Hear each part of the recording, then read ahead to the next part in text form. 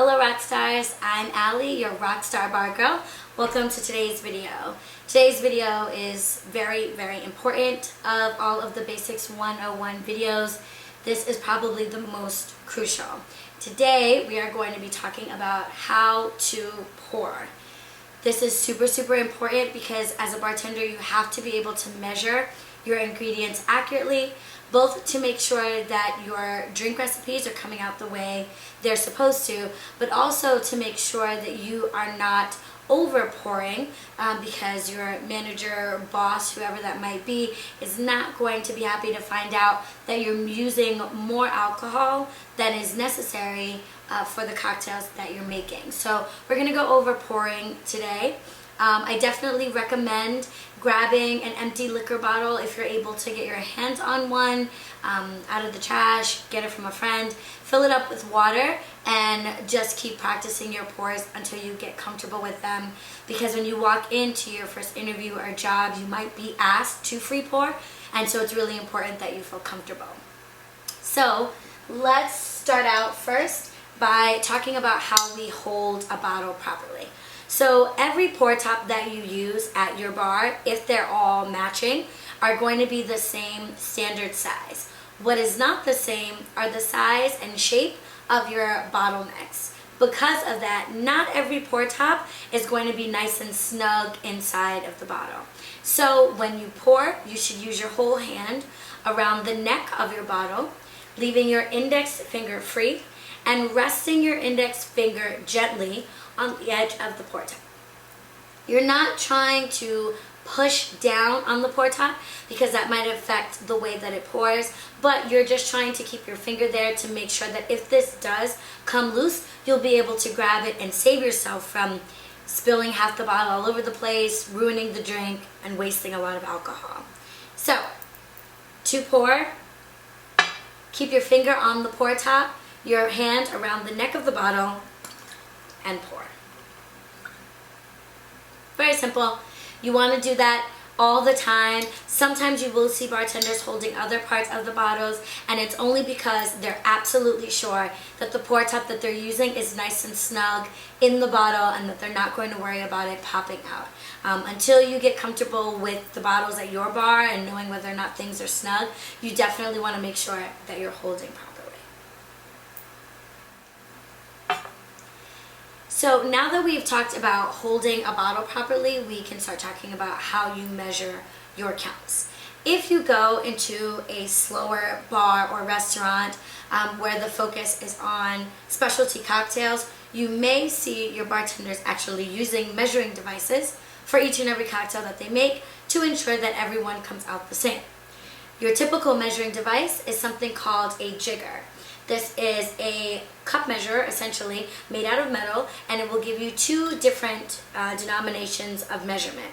This one happens to be 3/4 of an ounce and 1 1/4 of an ounce.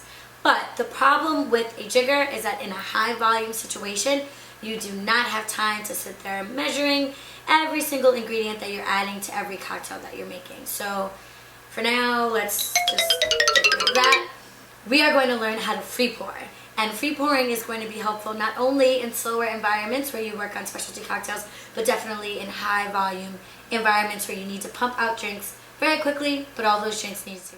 People use different forms of measurement. You will hear some people say that they use a 3 count or a 4 count. You will hear some people say count 1 Mississippi, 2 Mississippi.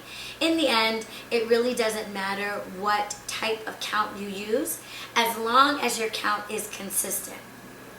What I mean by that is, if you pour counting to the same number at the same pace every single time, see what I just did there?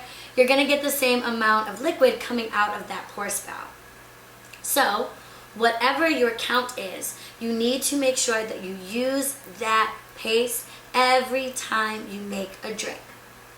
Additionally, you also need to make sure that whatever your method of counting, up to 3, up to 4, 2 Mississippi, 6 Mississippi, that you have a standard, a number that you know you will always have poured an exact ounce. Once you have that, it really doesn't matter what you use. I personally like to use a 4 count because I find that using an even number like 4 makes it really easy to change measurements. So a 4 count gives me an ounce, but if I needed half an ounce of something, that would be a 2 count. If I needed a quarter of an ounce of something, that would be a 1 count. If I needed an ounce and a half of something, that would be a 6 count. So working with an even number makes it really easy. When you work with a number like 3 for your ounce measurement, doing things like figuring out what a half an ounce would be or what an ounce and a half would be can get a little tricky. You've got fractions, and it's not supposed to be a math test, it's just bartending. So using an even number will make things a lot easier for you. We're going to get started, and again, if you're following along like this is a course, definitely grab your bottle, and you're going to want to grab a large glass of any size. This is a rocks glass, and a couple of shot glasses. And we need our shot glasses because we're going to be measuring the accuracy of our pours. A shot glass measures exactly 1 ounce. So if I'm able to pour 1 ounce into one glass, then moving that into my shot glass, they should be exactly the same. Okay? Let's get started. So, starting off with measuring 1 ounce, I am going to need a 4 count of the liquor that I am using. When you are counting in the real world, you will not be counting out loud, but for these purposes, I will count out loud for you. 1, 2, 3, 4 is the measurement of exactly 1 ounce. To test this, I simply pour my 1 ounce pour into my shot glass, and you will see that we are not a drop over and not a drop under. You want to practice this over and over until you get completely comfortable with your 4 count. Once you are comfortable with your 4 count, you'll be able to move on to other counts of measurement. For example, a measurement that you will use often is half an ounce. I am going to count at the exact same pace that I counted to 4. The only difference is this time I will stop at 2. 1, 2. And this is going to give me half an ounce. Notice that it fills my shot glass half of the way. Let's try another. Let's say I wanted to pour a neat or on the rocks pour, which is bigger than a shot. It's 1.5 ounces. Now we know that 1 ounce is a 4 count, and we know that half an ounce is a 2 count. So if I wanted to pour 1.5 ounces, I'm going to need a 6 count. 1, 2, 3, 4, 5, 6. When I measure this, I should get 1 whole shot glass and a half a shot glass for my 1.5 ounce pour. And that's what we're looking for. Now, bartending is more of an art than it is a science. So you will need to make adjustments as you work. Perhaps your pour top is one of the plastic pour tops and you're pouring a liqueur. Those tend to get a little sticky, which might cause the liqueur to pour slower than, let's say, your vodka. You might have a mixer like pineapple juice or grapefruit juice, and the brand you use is very sweet or very thick, in which case you might need to give a little drop extra of the alcohol to make sure that the drink doesn't taste just like juice. So you will be making adjustments as you work, and that is totally fine.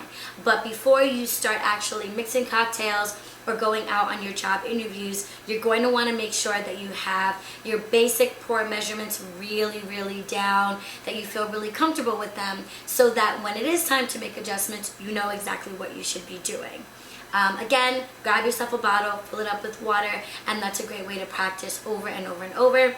Pour into different types of glasses, and then just use your shot glasses to measure. No need for a jigger.